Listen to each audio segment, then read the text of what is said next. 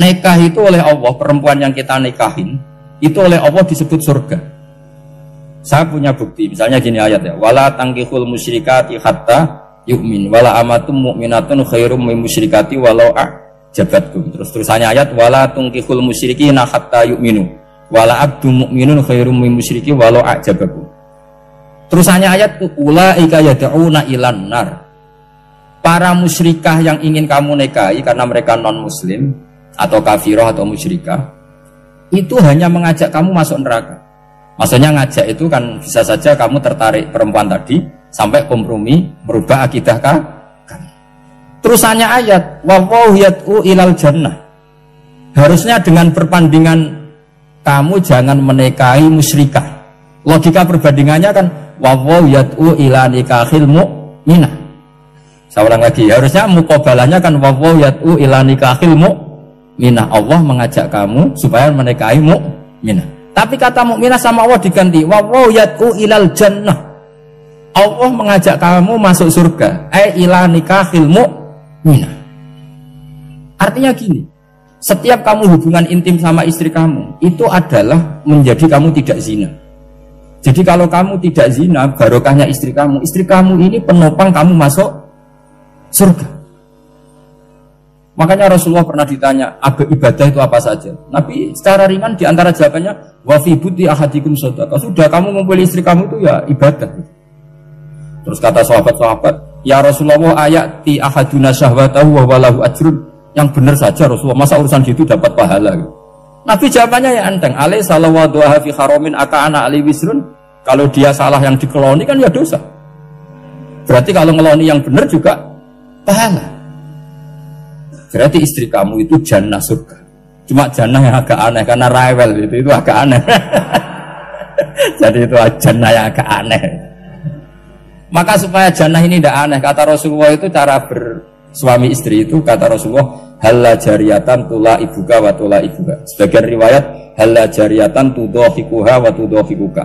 Kamu cari perempuan yang gampang guyon, gampang rileks. Mula abah itu rileks, mutohaka ya rileks.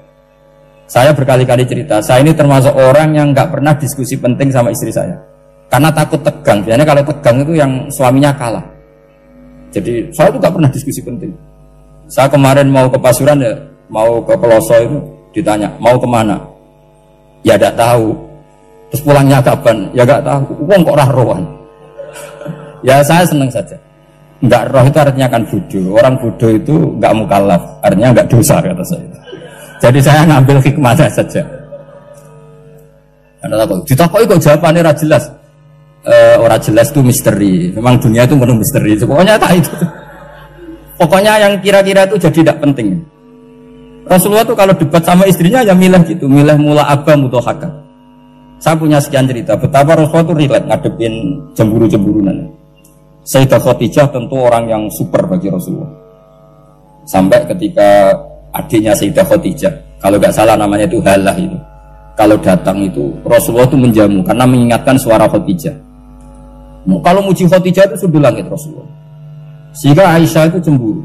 Bagaimana anda selalu muji Khadijah? Waqad abdalakallahu khairan minha. Allah mengganti yang lebih cantik ketimbang Khadijah dan lebih muda. Maksudnya Aisyah. Kenapa masih muji yang sudah meninggal? Tua lagi kan. Gantian Sayyidah Fatimah yang tersinggung karena ibunya ditua-tuakan kan. Itu ketika Fatimah cemburu, mangkelnya sama Sayyidah Aisyah. Mangkel manusiawi loh. Gak usah kamu jadi Syiah terus benci Aisyah itu. Karena kalau kamu jadi benci Aisyah berarti kamu nganggap Aisyah itu salah. Dan itu efeknya di Rasulullah, berarti Rasulullah milih istri yang salah. Makanya kita ini mazhabnya ahli sunnah. Abu Bakar tidak mal'un. Kenapa tidak mal'un? Kalau kamu bilang Abu Bakar mal'un berarti Rasulullah salah pilih teman. Umar tidak mal'un karena Rasulullah pasti milih teman yang benar. Begitu juga milih istri yang benar. Dalilnya tidak usah jauh-jauh. At-thayyibatu lit-thayyibi. At-yabut thayyib tentu Rasulullah. Berarti istrinya pasti thayyibah. Jadi mazhab ahli sunnah dalam mazhab sing jelas-jelas min baini farthi wa damil labanan khalisan sahiwan lisyari. Jadi kalau kamu cari logika gampang saja. Nabi itu thayyib, bahkan at-yabut thayyib. Padahal kata Allah at-thayyibatu lit-thayyibi. Ya jelas ya. Jadi ini nggak usah dimasukkan hati tentang konfliknya Aisyah dan Fatimah, itu biasa saja. Yang satu bela ibunya, yang satu bela dirinya. Sebenarnya Aisyah itu nggak niat ngeritik Khadijah, ingin diperhatikan Rasulullah saja. Terus ketika Sayyidah Fatimah matur ya Rasulullah saya supaya ngalahkan Aisyah itu gimana? Karena ibu saya sudah meninggal, ya memang cantik dia, muda dia, dan tahu betul orang kalau Nabi itu sangat mencintai Aisyah. Kata Rasulullah, bilang gini saja, tetap hebat ibu saya, karena ibu saya dapat Rasulullah rondo untuk Joko.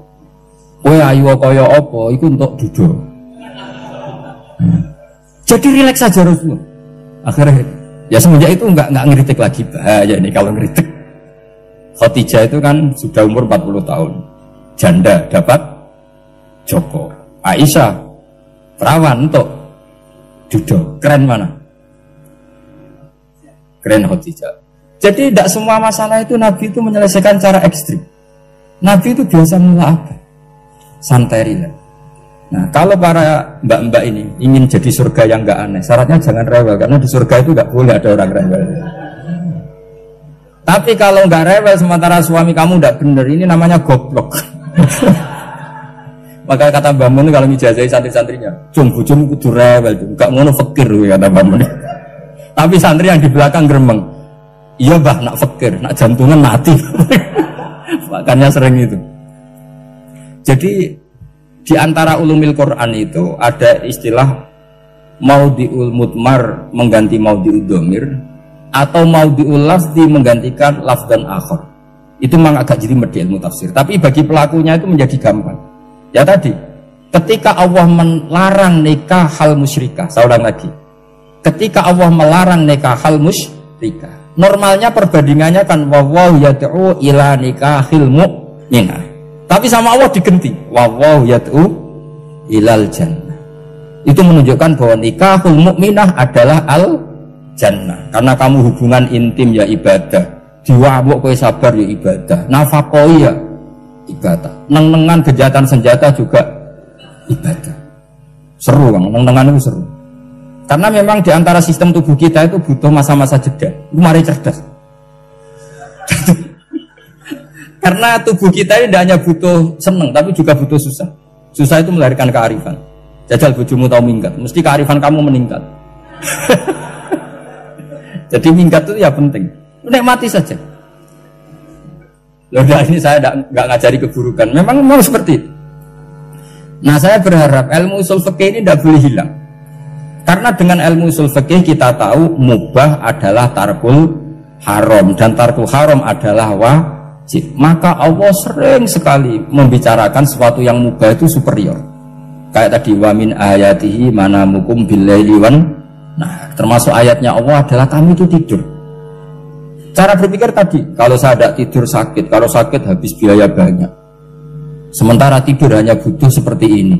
Betapa baiknya Allah dengan tidur bisa menjaga kesehatan yang kalau tidak dijaga berbiaya tinggi. Berarti hadan naumul ibadah. Terus ulama bilang tidur itu ibadah kalau niatnya litaqawi alal ibadah. Tapi nak waya blojo turu lah itu semua masalah. Tapi tentu ilmu itu ada pembanding. Sekarang ketika kamu tidur itu tarkul wajib apa tarkul haram, lah itu masalahnya. Seringnya kamu itu tarkul wajib.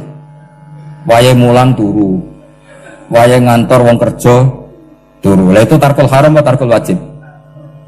Tarkul wajib. Kalau tarkul wajib berarti status tidur kamu haram. Sudah pinter ini, sudah maju ini, sudah maju.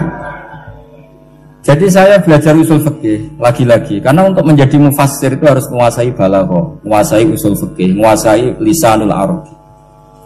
Nah, lisanul arabi yang sering saya contohkan berkali-kali, saya punya kitab namanya Ar-Risalah. Orisinil karangannya Imam Syafi'i. Saya baca beberapa kali khatam. Juga saya beberapa kali bacakan santri. Itu kalau memaknai Quran secara lisanul arabi itu gampang sekali. Gampang sekali. Ketika Imam Syafi'i mengatakan kamu boleh tayamum ketika bepergian dan saat bepergian itu tidak menemukan air, syaratnya kamu tolabul ma', cari-cari dulu. Ketika ditanya sama ashabu Syafi'i, kenapa harus cari-cari dulu? Jawabannya enteng. Li'anna Allah ta'ala yaqul falam tajidu ma'an wala yuqalu liman lam yatlub lam yajid. Karena Allah ngendikan kemudian kamu tidak menemukan air. Di mana-mana tidak menemukan setelah mencari. Kalau belum mencari namanya tidak tahu. Jadi dari kata falam tajidumaan kemudian kamu tidak menemukan. Tidak menemukan berarti apa? Setelah mencari. Sehingga beliau mensyaratkan dicari-cari dulu, baru berkesimpulan tidak menemukan. Nah setelah tidak menemukan kamu baru boleh tayang. Segampang itu ilmu usul fikih di depan Imam Syafi'i. Ulumul Quran dianalisis dengan usul fikih. Ketika ditanya, kenapa Anda mensyaratkan nikah itu pakai wali? Ayatnya apa? Kalau hadisnya jelas, la nikaha illa biwaliyin mursyidin. Ayatnya apa? Imam Syafi'i secara enteng baca ayat fala ta'duluhunna ayyankihna azwajahunna idza tarawdu bainahum bil ma'ruf. Jika wanita yang kamu waleni, saya ulang lagi, jika perempuan yang kamu walikan, misalnya kamu punya anak yang umur 20 tahun ingin nikah sama seseorang, sing seseorang ini layak, ya misalnya kiai ya apal alfiyah. Tadi kata Mbah Mus itu muridnya Mbah Khalil itu alfiyah diwolak-walik apa? Saking seringnya belajar alfiyah kata beliau sampai santri apal alfiyah wolak-walik tapi raro carane jamak kosor. Karena dulu pondoknya mau pondok nahwu. Jadi kayak di ngelirap itu. Tonggone nganti apal fa'ala yaf'ulu fa'lan. Cinone weh apal saking bedino itu ujiane ra selawatan fa'ala yaf'ulu fa'lan wa ma fa'lan wa huwa fa'ilun. Jadi pondok ya macam-macam. Itu saya tadi sampai mana itu? Tentang apa? Wali nikah tadi. Di bab fikih, saya ulang lagi di bab fikih. Itu kata Allah, jika perempuan yang kamu walikan itu ingin nikah, fala ta'duluhunna, jangan kamu larang. Kata Imam Syafi'i, kalau seorang wali tidak punya hak mewalikan, maka larangan jangan menghalangi itu tidak ada gunanya. Misalnya gini, Zaid itu tidak punya utang saya ulang lagi, Zaid tidak punya utang saya. Memang ini ilmu logika, Zaid tidak punya utang saya. Terus sampean bilang ke saya gini, Gus Bah, Zaid ojo tageh. Itu omongannya wong aneh apa enggak? Aneh kan? Tapi kalau Zaid punya utang saya 1 juta, terus kamu menasihati saya, Gus Zaid ojo tageh. Benar apa enggak? Wali itu punya hak melarang.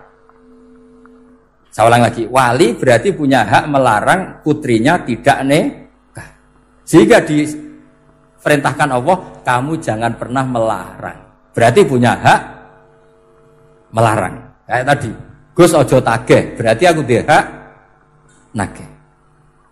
Misalnya otoritas bandara ATR, pesawat Boeing sekian-sekian Lion, bolehkan landing di sini. Karena operatornya punya hak melarang. Juga punya hak mengizinkan. Tapi kalau orang lain kamu bilangin, pesawat Lion nggak boleh landing di Semarang. Orang lain yang nggak terkait dengan otoritas itu, aneh nggak omongan itu? Aneh. Kalau wali dilarang menghalangi perempuan ingin nikah harus memberi izin maksudnya, maka berarti wali punya hak menikahkan. Paham yang saya maksud? Makanya Imam Syafi'i mensyaratkan seorang perempuan yang nikah harus pakai wali. Jadi segampang itu. Kitab Ar-Risalah menerangkan ulumul Quran. Dan dalam banyak hal ulama dulu itu, makanya saya tadi berjanji, karena Quran itu bisa kamu baca fase, kamu dengerin suara enak ya enak, kamu dengerin logika yang enak ya enak. Jangan sampai kamu udah dua-duanya. Suaranya sudah ada enak, logikanya tidak enak, itu kacau namanya. Allahu Allahu Allahu